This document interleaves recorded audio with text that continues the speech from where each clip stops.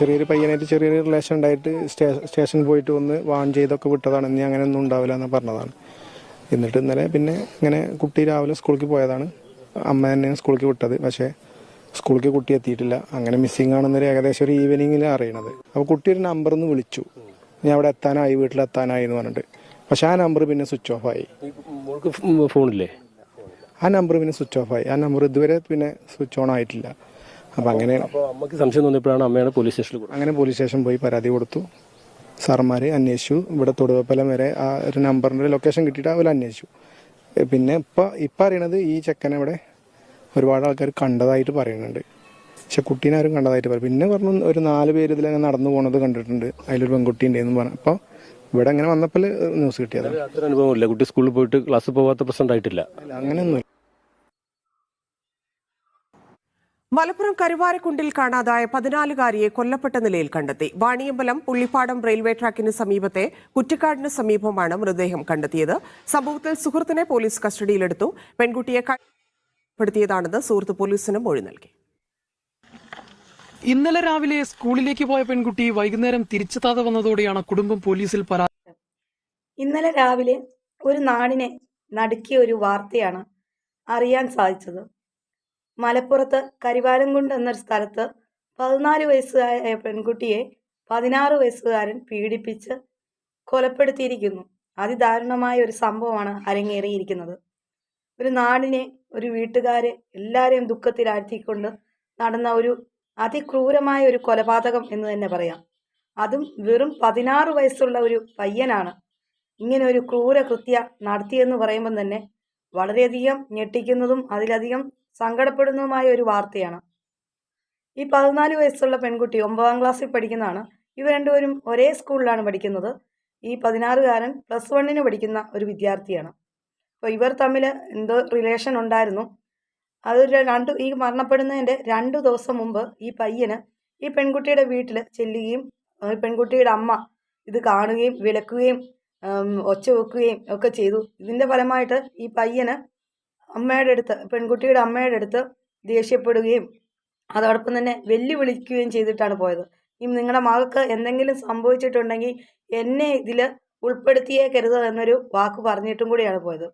ഈ സംഭവം നടന്ന ദിവസം രാവിലെ സ്കൂളിലേക്കാണെന്നും പറഞ്ഞുകൊണ്ടാണ് ഈ പെൺകുട്ടി പോയത്. പോയി കഴിഞ്ഞിട്ട് ഈ കുട്ടി സ്കൂളിലെത്തി, പക്ഷേ ക്ലാസ് അറ്റൻഡ് ചെയ്തില്ല. അത് കഴിഞ്ഞതിന് ശേഷം വൈകിട്ട് 5 മണിയായിട്ടും വീട്ടിൽ ഈ പെൺകുട്ടി എത്തിയില്ല. ഒരു 6 മണിയായപ്പം വേറൊരു നമ്പറിൽ നിന്ന് ഒരു കോൾ വരുന്നു വീട്ടുകാർക്ക്. അപ്പോൾ ഈ പെൺകുട്ടിയായിരുന്നു മറുവശത്ത്. ഞാൻ വീടിൻ്റെ അടുത്തുണ്ട്, കുറച്ച് സമയത്തിനകം ഞാൻ വീട്ടിലെത്താം എന്നൊരു വാർത്തയാണ് പറഞ്ഞത്. അതൊരു 6 മണി 6:30 കൂടിയാണ് ഇങ്ങനെ ഒരു കോൾ വരുന്നത്. അതിനുശേഷം 7 മണിയായിട്ടും 8 മണിയായിട്ടും ഒന്നും വീട്ടിൽ വരാതെ വന്നപ്പോൾ ഇവർ അടുത്ത പോലീസ് സ്റ്റേഷനിൽ ചെന്ന് പരാതിപ്പെടുകയുണ്ടായി, തൻ്റെ മകളെ കാണാനില്ല എന്നുള്ള. അപ്പോൾ അവർ ഒരു സംശയം പറഞ്ഞു, ഇങ്ങനെ ഒരു ആളെക്കുറിച്ച് ഞങ്ങൾക്കൊരു സംശയമുണ്ട്. ഈ പയ്യൻ്റെ പേരാണ് പറഞ്ഞത്. അപ്പോൾ അന്വേഷണം ഈ പയ്യനിലേക്കായി. അങ്ങനെ ഈ പയ്യനെ പോലീസ് പിടിക്കുകയും വിവരങ്ങൾ തിരക്കുകയും ചെയ്തപ്പോൾ ആദ്യമേ പറഞ്ഞത് ഒരു 6:30 വരെ എൻ്റെ കൂട്ടത്തിൽ ഉണ്ടായിരുന്നു. അത് കഴിഞ്ഞ് ഇവർ ട്രെയിനിൽ കയറിപ്പോയി. ആ വഴിയിൽ ട്രെയിനിൽ നിന്ന് വീണങ്ങാണ്ട് വീണ് മരണപ്പെട്ടതാണ് എന്നും പറഞ്ഞുകൊണ്ട് ഒരു സ്ഥലത്ത് കൊണ്ടുവന്ന് കാണിക്കുകയും കൂടി ചെയ്തു. അപ്പോഴേ ഈ സംസാരത്തിലുള്ള പന്തികേട് പോലീസുകാർക്ക് മനസ്സിലാവുകയും ഒന്നും കൂടെ ഇവനെ ഒന്ന് ആഞ്ഞു പിടിച്ചപ്പോഴത്തേക്കിന് ഉള്ള കാര്യങ്ങൾ ഒന്നൊന്നായിട്ട് മണി പോലെ ഈ ചെറുക്കൻ പറഞ്ഞു. അപ്പോൾ പറഞ്ഞു, ഞാൻ ഇവിടെ ബലാത്സംഗം ചെയ്ത് കഴുത്ത് ഞെരിച്ചാണ് കൊലപ്പെടുത്തിയതെന്ന്. മൃതദേഹം തൊട്ടടുത്തൊരു കാട്ടിലാണ്, റെയിൽവേ ട്രാക്കിനോട് ചേർന്ന് കിടക്കുന്ന ആരും താമസമില്ലാത്ത ഒരു ഭൂമിയിലാണ് ഇവിടെ കിടക്കുന്നത്. അപ്പം പോലീസ് ചെന്ന് നോക്കിയപ്പോൾ ഈ കൈ രണ്ടും പെൺകുട്ടിയുടേത് കൂട്ടിക്കെട്ടിയ നിലയിലാണ് കാണുന്നത്. ഇത് കാണുമ്പോൾ മനസ്സിലാകുന്ന ഒരു കാര്യമുണ്ട്, ഇത് ഈ ഒരു പയ്യൻ തന്നെയാണോ ഇങ്ങനെ ചെയ്തത്, ഇതിൻ്റെ പിന്നിൽ വേറെ ആളുകൾ ഉണ്ടോ എന്നുള്ളൊരു കാര്യം വളരെ സംശയാസ്പദമായിട്ട് നിൽക്കുന്ന ഒരു ക്വസ്റ്റ്യനാണ്. എന്തായാലും പോസ്റ്റ്മോർട്ടം റിപ്പോർട്ട് വരുമ്പോൾ എന്താണ് കറക്റ്റ്, ഒന്നിലധികം ആളുകൾ കൂടിയാണ് പീഡിപ്പിച്ചേക്കുന്നത്. ഇവർ തമ്മിൽ റിലേഷൻ ആണെങ്കിൽ വീട്ടുകാർ വിലക്കി. സ്കൂളുകളിൽ ഈ കാര്യങ്ങൾ പലതവണ ഇവരെ വിളിച്ച് താക്കീത് കൊടുക്കുകയൊക്കെ ചെയ്തതാണ്. എന്നിട്ടും ഈ പെൺകുട്ടിയെ ഈ പയ്യനുമായിട്ടുള്ള അടുപ്പം നിർത്തിയില്ല. ഇവർ തമ്മിൽ അത്രയും ഒരു ആത്മാർത്ഥ പ്രേമം ഉണ്ടെങ്കിൽ ഒരിക്കലും കൈ കെട്ടി അങ്ങനെ ഒരു സെക്സിന് മുതിരേണ്ട അവസ്ഥയിലേക്ക് വരികയില്ല. അതാണ് ഒന്നാമത്തെ പോയിന്റ്. കാരണം കാമുകന്മാരാണ്. അപ്പോൾ ഒരാൾ അങ്ങനെ കൈകെട്ടി അങ്ങനെ ഒരു ബലപ്രയോഗത്തിലൂടെ ചെയ്യേണ്ട ഒരവസ്ഥ വരികയില്ല. പിന്നെ ഈ ഇവൻ പറയുന്നുണ്ട്, ഇവൻ അത്ര ആത്മാർത്ഥമാണെങ്കിൽ, ഇവൻ ആ പെൺകുട്ടിയോടുള്ള സ്നേഹം ആത്മാർത്ഥമാണെങ്കിൽ ഒരിക്കലും കൊലപാതകത്തിലേക്ക് മുതിരുകയില്ല. ഒരു ഡ്രഗിന് അടിമയാണ് എന്നൊരു കാര്യം കൂടെ നാട്ടുകാർ പറയുന്നുണ്ട്, വാർത്തയിൽ പറയുന്നുണ്ട്. അപ്പം ഇവൻ ആ ഇതിൽ തന്നെ ചെയ്ത ഒരു പരിപാടിയായിരിക്കാം, ആ ഒരു ലഹരി മൂത്ത് ചെയ്തതാണോ അതോ മുൻ വൈരാഗ്യമുണ്ടോ, എന്താണ് ഈ ക്രൂരകൃത്യത്തിലേക്ക് നയിക്കാനുള്ള കാരണം എന്താണെന്ന് ശരിക്കും വെളിവായിട്ടില്ല. അത് പോലീസ് അന്വേഷിച്ചിട്ട് വിശദമായ റിപ്പോർട്ടുകൾ പോസ്റ്റ്മോർട്ടത്തിന് ശേഷം എന്തായാലും പുറത്തു വിടും. എന്തായാലും ഈ കേസ് അത്രയും വലിയൊരു ഇഷ്യൂ ആയിട്ടുള്ള ഒരു സംഭവമാണ്. കാരണം വെറും 14 വയസ്സുള്ള ഒരു പെൺകുട്ടീനെ 16 വയസ്സുകാരനാണ് ഇങ്ങനെ ചെയ്തിരിക്കുന്നത്. ഇതിനു മുമ്പൊക്കെ നമ്മുടെയൊക്കെ ചെറുപ്പത്തിൽ ഇങ്ങനെയുള്ള വാർത്തകളൊന്നും നമ്മൾ കേട്ടിട്ടില്ല. ഇപ്പോൾ ഈ 10 വയസ്സ് കഴിഞ്ഞാൽ തന്നെ പിള്ളേരൊരു ക്രിമിനൽ മൈൻഡിലേക്കാണ് പോകുന്നത്. ഇപ്പോൾ സ്കൂളുകളിൽ വേണ്ടത്ര ഈ നമ്മുടെ അധ്യാപകർ ക്ലാസ്സുകൾ പുസ്തകത്തിലെ മാത്രം പഠിപ്പിച്ചു കൊടുക്കാതെ ഇങ്ങനെ ചെറിയ എന്തെങ്കിലും കുഴപ്പങ്ങളുള്ള കുട്ടികൾക്ക് ഒരു കൗൺസിലിങ് മൊത്തത്തിൽ തന്നെ നമുക്കറിയാൻ പറ്റില്ല ഏതാണ് ശരി ഏതാണ് തെറ്റ്, ഇതിൽ ഏതിരിക്കുന്ന ചിലപ്പം പഞ്ചപാവത്തിനെ പോലെ ഇരിക്കുന്ന പിള്ളേരായിരിക്കും ഒടുവിൽ കല ഉടയ്ക്കുന്നത്. പൂച്ചയെ പോലെ ഇരിക്കുന്നവർ മിണ്ടാപ്പൂച്ച കല ഉടയ്ക്കുമെന്ന് പറയില്ലേ, എന്ന് പറഞ്ഞതുപോലെ ആയിരിക്കാം ചിലപ്പോൾ. അതുകൊണ്ട് മൊത്തത്തിൽ ഒരു ക്ലാസ് തുടങ്ങുമ്പോൾ തന്നെ ഇടയ്ക്കിടയ്ക്ക് പിള്ളേർക്ക് ഓരോ കാര്യങ്ങൾ, ലഹരിയെ പറ്റിയുള്ള കാര്യങ്ങൾ, അതുപോലെ സെക്സ് കാര്യങ്ങൾ, ഓരോ നമ്മുടെ വിദ്യാഭ്യാസം മുമ്പോട്ട് കൊണ്ടുപോകേണ്ടതിൻ്റെ ആവശ്യകത, നമ്മുടെ രക്ഷകർത്താക്കൾ, ഇതെല്ലാം എല്ലാ കാര്യങ്ങളും പറഞ്ഞ് മനസ്സിലാക്കി കൊടുക്കേണ്ടതുണ്ട്. അതുതന്നെ ഈ സ്കൂളിന് പറ്റിയ ഒരു പോരായ്മ എന്താണെന്ന് ചോദിച്ചാൽ, നമ്മളിപ്പോൾ സോഷ്യൽ മീഡിയ ഉപയോഗിക്കാത്ത മനുഷ്യർ ആരും തന്നെയില്ല. കുഞ്ഞു കുട്ടികൾ വരെ സോഷ്യൽ മീഡിയ ഉപയോഗിക്കുന്ന ആളുകളാണ്. ഒരു ഗെയിം ആണെങ്കിലും കണ്ടുകൊണ്ടാണ് കുഞ്ഞു പിള്ളേർ ചോറ് കഴിക്കുന്നത്. അമ്മമാർ വായിലേക്ക് കൊടുക്കണമെങ്കിൽ നമ്മളിങ്ങനെ വെറുതെ കൊടുക്കുവാണെങ്കിൽ പിള്ളേർ ചിലപ്പം തുപ്പിക്കളയും, കഴിക്കുകയില്ല. പക്ഷേ ഈ ഫോണൊന്ന് ഓണാക്കി ഒരു കാർട്ടൂൺ വെച്ച് കൊടുക്കുകയാണെങ്കിൽ, ഞാൻ കണ്ടിട്ടുള്ളതാണ് പല കുട്ടികളും കാർട്ടൂൺ കൊടുക്കുകയാണെങ്കിൽ ആ പിള്ളേരുടെ കയ്യിൽ നിന്ന് പിള്ളേർ തന്നെ ചോറ് നമ്മൾ വായിലേക്ക് വരുമ്പോഴത്തേന് വാ പൊളിക്കും. ഇതിൻ്റെ അകത്തങ്ങ് മുഴുകിയിരിക്കുകയാണ്. അപ്പോൾ വയറ് നിറച്ചും പിള്ളേർ കഴിക്കുകയാണ്. അപ്പോൾ അമ്മമാരെന്താ ചെയ്യും, ഇത് കൊടുക്കും. കാരണം കുഞ്ഞുങ്ങളെ എങ്ങനെയെങ്കിലും വയറ് നിറച്ച് തീറ്റിപ്പിക്കണമല്ലോ. അമ്മമാർക്ക് മക്കൾ വിശന്ന് കിടക്കുന്നത് സഹിക്കുകയില്ല. അപ്പോൾ അങ്ങനെ കൊടുക്കും. അങ്ങനെ കുഞ്ഞു പിള്ളേർ വരെയും ഈ ഫോണിന് അഡിക്റ്റാണ്. ഇപ്പോൾ ഫോൺ ഉപയോഗിക്കാത്ത മനുഷ്യരാരുമില്ല, വാട്സപ്പ് ഉപയോഗിക്കാത്തവരായിട്ട് ആരുമില്ല. വാട്സപ്പ് ഗ്രൂപ്പുകളുണ്ട്. നമ്മൾ എന്ത് ഇതിലേക്ക് ചേർന്നാലും അതിലൊരു ഗ്രൂപ്പ് കാണും. അപ്പോൾ ഓരോ ക്ലാസ്സിനും ഓരോ ഗ്രൂപ്പുകളുണ്ടെന്ന് തന്നെയാണ് 100% ഉറപ്പായിട്ടുള്ള കാര്യം. കാരണം എനിക്ക് 2 മക്കളുണ്ട്. ഈ 2 കുട്ടികൾക്കും മൂത്ത മോൻ കോളേജിൽ പഠിക്കുന്നതാണ്, അവനും വാട്സപ്പ് ഗ്രൂപ്പുണ്ട്. എന്തെങ്കിലും വിവരം ഉണ്ടെങ്കിൽ പേരൻസിനെ അറിയിക്കുന്നത് ആ ഗ്രൂപ്പ് വഴിയാണ്. അപ്പോൾ ഇന്ന സമയത്ത് 10 മണി ആകുമ്പോഴാണ് ക്ലാസ് ടൈം. ആ 10 മണി കഴിഞ്ഞിട്ട് കുട്ടികൾ വന്നില്ലെങ്കിൽ, അറ്റൻഡൻസ് എടുക്കുമ്പോൾ വന്നില്ലെങ്കിൽ ടീച്ചേഴ്സ് ആ കുട്ടികൾ ആരൊക്കെ വന്നില്ല എന്ന് പേരൻസിൻ്റെ ഗ്രൂപ്പിൽ ലിസ്റ്റ് ഇടുക തന്നെ ചെയ്യണം. അപ്പോൾ എന്തായാലും രക്ഷകർത്താക്കൾ എപ്പോഴെങ്കിലും നമ്മുടെ ആ ഒരു സമയം നമ്മൾ ഫ്രീ ആയിരിക്കുമ്പോൾ നമ്മൾ വാട്സപ്പ് നോക്കും, മെസ്സേജ് അപ്പം അറിയാൻ പറ്റും ഇതിൽ ആരൊക്കെയുണ്ട്. അപ്പോൾ എൻ്റെ മകൻ അല്ലെങ്കിൽ എൻ്റെ മകൾ ഇന്ന് വന്നിട്ട് എൻ്റെ വീട്ടിൽ നിന്ന് രാവിലെ ചോറും പൊതിയും കെട്ടി ഞാൻ കൊടുത്തു വിട്ടതാണല്ലോ, ഇതെന്ത് എവിടെ പോയി എന്നുള്ള ഒരു ചോദ്യം വരും, അന്വേഷിക്കും. ഇതൊന്നും അങ്ങനെയൊന്നും ഇല്ലാഞ്ഞുകൊണ്ടായിരിക്കാം ഈ കുട്ടിയുടെ രക്ഷകർത്താവ് വീട്ടിൽ നിന്ന് ചോറും പൊതിയും കെട്ടി കുട്ടീനെ രാവിലെ സ്കൂളിലേക്ക് യാത്ര അയച്ചിട്ട് ഈ സമയം വരെയും വന്നില്ല എന്നുള്ള വിവരം അറിയാതെ വന്നത് ഈ ഒരു കാരണം കൊണ്ടും കൂടിയാണ്. അതൊരു മൈനസ് പോയിന്റ് തന്നെയാണ്, സ്കൂളിൻ്റെ ഭാഗത്തു നിന്നുള്ള ഒരു മൈനസ് പോയിന്റാണ് അത്. ഇനി ഈ ഇങ്ങനൊരു സംഭവം നടന്നപ്പോൾ ഇനിയെങ്കിലും സ്കൂളുകൾ ഇനിയും ഓരോ കുട്ടിയും വന്നില്ലെങ്കിൽ, ഏത് കുട്ടിയാണോ വന്നില്ല ആ ക്ലാസ്സിൻ്റെ ഗ്രൂപ്പിൽ വിവരം അറിയിക്കുക തന്നെ ചെയ്യണം. പ്രത്യേകിച്ച് രക്ഷകർത്താവിനെ വിളിക്കാൻ ചിലപ്പോൾ അധ്യാപകർക്ക് സമയം കിട്ടുകയില്ല. പക്ഷേ ആ ഗ്രൂപ്പിൽ ആരൊക്കെ വന്നിട്ടില്ല എന്നുള്ളവരുടെ പേര് ആ ലിസ്റ്റ് ആ ഗ്രൂപ്പിൽ ഇടേണ്ടത് അത്യാവശ്യമാണ്. പിന്നെ മാതാപിതാക്കളുടെ ഭാഗത്തു നിന്നും ഒരു വലിയ വീഴ്ചയുണ്ടായിട്ടുണ്ട്. കാരണം ഈ പയ്യന്, ഈ 16 വയസ്സുള്ള ഒരു ചെറുക്കന് ഇവിടെ വന്ന് വെല്ലുവിളിച്ചിട്ട് പോവുക എന്ന് പറയുമ്പോൾ അവൻ്റെ ക്രിമിനൽ മൈൻഡാണത്. അവൻ അത്രത്തോളം അവനൊരു തൻ്റെ ഇടമാണ്. ആ ഒരു പെൺകുട്ടിയുടെ വീട്ടിൽ ചെല്ലുക, ഒറ്റയ്ക്ക് ചെല്ലുക, ആ പെൺകുട്ടിയെ കാണാൻ വേണ്ടിയിട്ട് അമ്മ വഴക്ക് പറഞ്ഞപ്പോഴത്തേന് അവരോട് വെല്ലുവിളിച്ചിട്ട് പോവുക എന്ന് പറയുമ്പം ഈ ചെറുക്കനെ തുടക്കത്തിലേ അതൊന്ന് താക്കീത് കൊടുക്കേണ്ടതാണ്. അതിനാദ്യം ആ ചെറുക്കൻ്റെ അപ്പനെയും അമ്മയും സമീപിക്കണമായിരുന്നു. ഈ പെൺകുട്ടിയുടെ അമ്മയാണോ അച്ഛനാണോ ഇത് അമ്മയെന്നാണ് വാർത്തയെ വരുന്നത് അമ്മയാണ് വഴക്ക് പറഞ്ഞതെന്ന്. അപ്പോൾ അമ്മ ഈ പയ്യൻ്റെ വീട്ടുകാരെ വിവരം അറിയിക്കണം, നിങ്ങളുടെ മകൻ ഇങ്ങനെ വന്നു, ഇതുപോലെ പറഞ്ഞിട്ടാണ് പോയേക്കുന്നത്, എൻ്റെ മകളുമായിട്ടുള്ള ബന്ധത്തിന് എനിക്ക് താല്പര്യമില്ല, ഞങ്ങൾക്ക് താല്പര്യമില്ല, ഇത് ശരിയാവില്ല, ഒന്ന് മകനെ പറഞ്ഞ് മനസ്സിലാക്കി കൊടുക്കണം എന്ന് ഈ അമ്മ മിണ്ടിയിട്ടില്ല. മിണ്ടിയിരുന്നെങ്കിൽ ആ രക്ഷകർത്താക്കൾ ചിലപ്പം അവനെ ശ്രദ്ധിച്ചേനെ.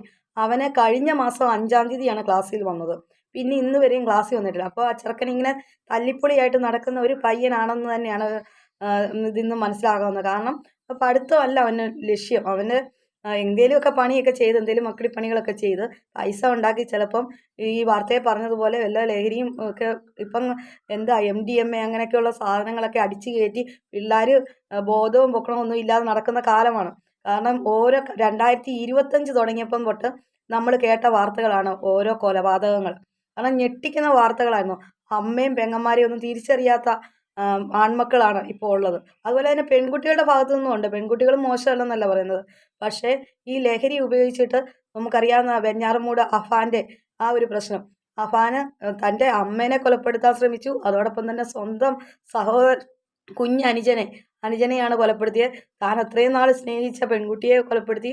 അച്ഛൻ്റെ സഹോദരനെ, അവരുടെ ഭാര്യേനെ, അതോടൊപ്പം തന്നെ തൻ്റെ അച്ഛൻ്റെ അമ്മേനെ, ഇത്രയും പേരെയും കൊലപ്പെടുത്തി. അതിൻ്റെ പിന്നിൽ എന്തായിരുന്നു? അവൻ ഉപയോഗിച്ചിരുന്ന മയക്കുമരുന്നിൻ്റെ ശക്തിയാണ് അവനെ അത്രയും ആക്കിയത്. അപ്പോൾ ഇനിയുള്ള വരുന്ന തലമുറയും ഇപ്പോൾ ഇങ്ങനെയുള്ള കാര്യങ്ങളിലേക്കാണ് അവർ പോകുന്നത്. കുഞ്ഞു പിള്ളേർ വരെ. കഴിഞ്ഞ ദിവസം വേറൊരു വാർത്ത കേട്ടാണ്, 10 വയസ്സുള്ള പയ്യനാണ് സ്കൂളിലെ ലഹരി വിൽപ്പനക്കാരനെന്ന്. അവനാണ് അതിൻ്റെ പിന്നിൽ നിന്ന് പിള്ളേർക്ക് ലഹരി വിതരണം ചെയ്യുന്നത്. അപ്പോൾ എന്താണ് ഇപ്പോൾ അവസ്ഥ? ഈ 2K കിഡ്സിൻ്റെ ഇപ്പം പറയുന്നുണ്ട്, 2K കിഡ്സ് 90s കിഡ്സുകളെ കണ്ടുപിടിക്കണം, ഇപ്പോഴത്തെ വരുന്ന 2K കിഡ്സ്. എല്ലാവരും നമ്മൾ അടച്ചു പറയുന്നില്ല. എല്ലാ പിള്ളേരും നല്ല മാതാപിതാക്കൾ നല്ല രീതിയിൽ പറഞ്ഞു കൊടുത്ത് നല്ല കഷ്ടപ്പാടുകളും എല്ലാ കാര്യങ്ങളും പറഞ്ഞു കൊടുത്ത് വളർത്തുന്ന, നമുക്ക് താങ്ങും തണലും പ്രായമാകുമ്പോൾ ആകുന്ന അവരെ വിശ്വസിച്ച് പ്രതീക്ഷിച്ചിരിക്കുന്ന മാതാപിതാക്കളുണ്ട്. അങ്ങനെയുള്ളവർ കുഞ്ഞുങ്ങൾക്ക് നല്ല കാര്യങ്ങളാണ് പറഞ്ഞു കൊടുക്കുന്നത്. അങ്ങനെയുള്ള അവരുടെ മക്കൾ നല്ല രീതിയിൽ പോകും. ചിലരെ എല്ലാവരും ഒന്നും പറയാൻ പറ്റില്ല. ചിലർ കാരണവന്മാരെത്ര നല്ല ഒരു വഴക്കും പ്രശ്നങ്ങൾക്കും ഒന്നും പോകാത്ത നല്ല രീതിയിൽ അന്തസ്സായിട്ട് ഒരു നല്ല അഡ്രസ്സോടുകൂടി ജീവിക്കുന്ന മാതാപിതാക്കളുടെ മക്കൾ ചിലർ തലതിരിഞ്ഞു പോകും. അത് ഈ കൂട്ടുകെട്ടിപ്പെടുന്നതാണ്. അപ്പോൾ ഈ ബോധവൽക്കരണ ക്ലാസ്സുകൾ നടക്കണം. അതുപോലെ തന്നെ മാതാപിതാക്കളും കുട്ടികളും തമ്മിലൊരു ഫ്രണ്ട്ഷിപ്പ് ആ ഒരു ഇതിൽ പോവുകയാണെങ്കിൽ കുറേയൊക്കെ കാര്യങ്ങൾ ഇവരുടെ സ്വഭാവം നമുക്ക് മനസ്സിലാക്കാൻ പറ്റും. അതല്ല രണ്ടും രണ്ട് മൂലയിൽ ഇരുന്ന് ഫോണെ തോണ്ടി അമ്മമാരാണെങ്കിൽ സീരിയലും കണ്ട്, അല്ലെങ്കിൽ അച്ഛന്മാരാണെങ്കിൽ ഫോണെ ഗെയിം എടുക്കുകയോ ന്യൂസ് കണ്ടോ അങ്ങനെ ഇങ്ങനെ ഇരുന്ന് മക്കൾ ഒരു റൂമിൽ കയറി ഫോണ് ഗെയിം കളിക്കുന്നു, അല്ലെങ്കിൽ ചീറ്റ് ചെയ്യുന്നു അങ്ങനെ എന്തെങ്കിലുമൊക്കെ ആയിട്ട് ഇരുന്ന് കഴിഞ്ഞാൽ ഇതായിരിക്കും കുടുംബത്തിൽ നമ്മുടെ മക്കൾ കാണിക്കാൻ പോകുന്ന അവസ്ഥ. ഇങ്ങനെയായിരിക്കും ആ മക്കളുടെ അവസ്ഥ പോകുന്നത്. അതുകൊണ്ട് ഓരോ പ്രശ്നങ്ങൾ വരുമ്പോഴും നമ്മൾ തന്നെ ശ്രദ്ധിക്കണം. മാതാപിതാക്കളാണ് ആദ്യം ശ്രദ്ധിക്കേണ്ടത്. മക്കളുടെ സ്വഭാവത്തിലൊരു മാറ്റം വരുന്നു എന്ന് കാണുമ്പോൾ ഇത്രയും നാൾ നമ്മുടെ കൂട്ടത്തിൽ ഇരിക്കുന്ന കുഞ്ഞുങ്ങളല്ല ഇപ്പം അവരുടെ സ്വഭാവത്തിൽ എന്തെങ്കിലും വ്യത്യാസം ഉണ്ടെങ്കിൽ അവരുടെ ഫോൺ പരിശോധിക്കണം, അവരുടെ ബാഗ് പരിശോധിക്കണം. അതോടൊപ്പം തന്നെ അവരുടെ പുസ്തകം നോട്ട്ബുക്കൊക്കെ ശ്രദ്ധിക്കണം. എന്തെങ്കിലും ഒരു മൈനസായിട്ട് കാണുന്നുണ്ടോ അപ്പം ചോദിക്കണം. വിളിച്ച് നിർത്തി സ്നേഹത്തോട് തന്നെ അടുത്തേക്ക് വിളിച്ച് വിവരങ്ങൾ തിരക്കി, ഇതെന്താണ് മോനെ, അല്ലെങ്കിൽ എന്താ മോളെ നീ, അല്ലെങ്കിൽ നിനക്ക് നിന്നെ അത്രയും പ്രതീക്ഷിച്ച് അത്രയും കഷ്ടപ്പെട്ടാണ് നിന്നെ ഇത്രയും ഇടം വരെ എത്തിച്ചേക്കുന്നത്. ഇനി മുമ്പോട്ടും അങ്ങനെ തന്നെയാണ്, നല്ല രീതിയിൽ പോകണം കാര്യങ്ങൾ. അതുകൊണ്ട് ഇനിയും ഇത്രയും എന്തെങ്കിലും തെറ്റ് പറ്റിയിട്ടുണ്ടെങ്കിൽ ഞങ്ങൾ ക്ഷമിക്കുന്നു, ഇനി ആവർത്തിക്കരുത് എന്നൊക്കെ പറഞ്ഞ് നയത്തിൽ ഇപ്പം കൂടുതൽ നമുക്ക് പറയാൻ പറ്റത്തില്ല. കാരണം കൊച്ചു പിള്ളേർ 5ലും 6ലും ഒക്കെ പഠിക്കുന്ന പിള്ളേരാണ് ഫാനയിലൊക്കെ തൂങ്ങി എന്തേലും വഴക്ക് രക്ഷകർത്താക്കൾ പറയുമ്പോഴത്തേക്കിന് കെട്ടി തൂങ്ങി മരിച്ച് പിറ്റേ ദിവസം കാണുന്ന അവസ്ഥയ്ക്ക് വരുന്നത്. കുട്ടികളും രക്ഷകർത്താക്കളുടെ ഭാഗം ചിന്തിക്കുന്നേ ഇല്ലെന്നുള്ള കാര്യമാണ്. അവരവരുടെ കാര്യം അവരങ്ങനെ പോകുന്നു. പക്ഷെ മാതാപിതാക്കളാണ് ഇതിന്ന്. ഇപ്പം ഈ കുട്ടി തന്നെ മരണപ്പെട്ടു, ആ അച്ഛനും അമ്മയ്ക്കുമാണ് ഏറ്റവും നഷ്ടം വന്നേക്കുന്നത്, വേറെ ആർക്കുമില്ല. ഇന്ന് നാളെ 2-3 ദിവസമൊക്കെ ഈ ന്യൂസുകളിൽ ഇങ്ങനെ ഇത് വാർത്ത വന്നുകൊണ്ടേയിരിക്കും. പക്ഷെ അത് കുറച്ച് ദിവസം കഴിയുമ്പോൾ അതങ്ങ് കെട്ടടങ്ങി തീർന്നു. ഓരോരുത്തരും റീച്ചിന് വേണ്ടിയിട്ട് വീഡിയോ ചെയ്യുന്നു. ഇപ്പം ഞാൻ പോലും വീഡിയോ ചെയ്യുന്ന ഒരു വ്യൂസ് കിട്ടാൻ വേണ്ടിയിട്ടാണ്. അപ്പം പക്ഷേ സ്വന്തം മാതാപിതാക്കൾക്കാണ് മക്കളെ നഷ്ടപ്പെട്ടത്. അവരുടെ മരണം വരെ തീരാത്ത നഷ്ടം. അവർ ഒരു ഭക്ഷണം കഴിക്കാൻ പോലും അവർ കഴിക്കുമ്പം തൻ്റെ കുഞ്ഞിനെ ഓർക്കും. അങ്ങനെ ഒരു ഓർമ്മയില്ലാത്ത ഒരു ദിവസം പോലും അവർ നീറിയായിരിക്കും അവരുടെ ജീവിതം മുമ്പോട്ട് പോകുന്നത്. അത് മക്കൾ മനസ്സിലാക്കുന്നില്ല എന്നുള്ളതാണ് ഏറ്റവും വലിയൊരു കഷ്ടം തന്നെ. പക്ഷെ ഈ സംഭവം എന്ന് പറയുന്നത് ഒരു 16 വയസ്സ്, ഇവനെ ജുവനൈൽ ഹോമിലേക്ക് വിടും. ജൂനിയർ ഹോമിൽ കൊണ്ടുവന്ന് വിട്ട് അവൻ്റെ ശിക്ഷയുടെ കാലാവധിയൊക്കെ കഴിഞ്ഞിപ്പം നമ്മുടെ പുതിയൊരു നിയമം വന്നിട്ടുണ്ട്, കോടതി ഉത്തരവിട്ടിട്ടുണ്ട്. ജയിൽ പുള്ളികൾക്ക് അവരുടെ തൊഴിൽ വേതനം വർദ്ധിപ്പിച്ചിരിക്കുന്നു. ഏതാണ്ട് 600 സംതിങ് രൂപയാണ് ഇവർക്ക് കിട്ടിയത്. ഈ ചെറുക്കൻ ഒരു 10 വർഷമൊക്കെ കഴിഞ്ഞ് എൻ്റെ ശിക്ഷയൊക്കെ കഴിഞ്ഞ് ഇവൻ ഇറങ്ങി വരുമ്പോൾ ഇവന് 10-26 വയസ്സാകും. അപ്പോഴത്തേനും ഇവൻ ലക്ഷങ്ങളുമായിട്ടായിരിക്കും ഇവൻ കയ്യിൽ വരുന്നത്. ഇവൻ്റെ ആ സ്വഭാവത്തിന് മാറ്റം വരുമോ ഇല്ലയോ എന്നുള്ള കാര്യമൊന്നും നമുക്കറിയാം. കാരണം അവന് കൈ പൈസ കിട്ടുന്നുണ്ട് ഇഷ്ടം പോലെ. നല്ല അടിപൊളിയായിട്ടുള്ള ഭക്ഷണം 3-4 നേരം നല്ല കിട്ടുന്നുണ്ട്, ചപ്പാത്തിയും കോഴിയും എല്ലാം അങ്ങനെ കിട്ടുന്നുണ്ട്. അപ്പോൾ അവനവിടെ ഒരു കുഴപ്പമില്ല, അവന് നല്ല സുഭിക്ഷമായിട്ട് അവൻ്റെ ചിലവും കാര്യങ്ങളും എല്ലാം നടക്കുന്നു. പോരാത്തതിന് ഇറങ്ങുമ്പോൾ കൈ നിറച്ച് പൈസയും കിട്ടുന്നു. പക്ഷെ തക്ക ശിക്ഷ തന്നെ കൊടുക്കണം. നമ്മുടെ സൗദി അറേബ്യയിലൊക്കെ കാണിക്കുന്ന പോലെ തന്നെയുള്ള ശിക്ഷകൾ നമ്മുടെ കേരളത്തിൽ നടപ്പിലാക്കാത്തത് കൊണ്ടാണ് ഇങ്ങനെയുള്ള ക്രിമിനൽസുകൾ ഇങ്ങനെ പെരുകുന്നത്. അതുതന്നെയല്ല, ഇപ്പോൾ ഇത് കണ്ടിട്ട് തന്നെ ഒരു 16 വയസ്സുകാരൻ്റെ അവൻ്റെ ഒരു മനോധൈര്യം എന്താണ്, അതാണ് ഞാൻ ആലോചിക്കുന്നത്. ഒരു 10-30 വയസ്സൊക്കെ ഉള്ള ഒരു 20-25 വയസ്സൊക്കെ ഉള്ള ഒരാൾ കാണിക്കുവാണെങ്കിൽ അവന് അത്രയും ഒരു പ്രായമായിട്ട് കാണിക്കും. പക്ഷേ ഒരു 16 വയസ്സുള്ള പയ്യനെന്ന് പറയുമ്പോൾ നമ്മുടെയൊക്കെ കാഴ്ചപ്പാടിൽ ഒരു സ്കൂളിൽ പോകുന്ന ഒരു ചെറിയൊരു കുട്ടിയാണ്.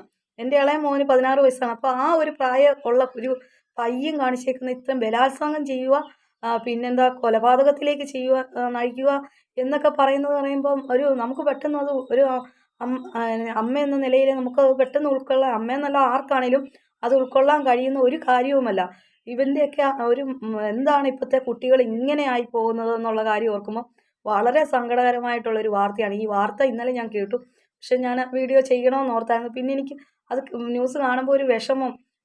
ഇങ്ങനെ ആ 14 വയസ്സുള്ള പെൺകുട്ടി 9ാം ക്ലാസ്സിൽ പഠിക്കുന്ന ഒരു പിഞ്ചു കൊച്ച്, ആ കൊച്ചിൻ്റെ മരണപ്പെട്ട് കിടക്കുന്നു. അതിന് അറിവും ബോധവും ഇല്ലാത്തവർ പ്രേമത്തിൽ ചെന്നു.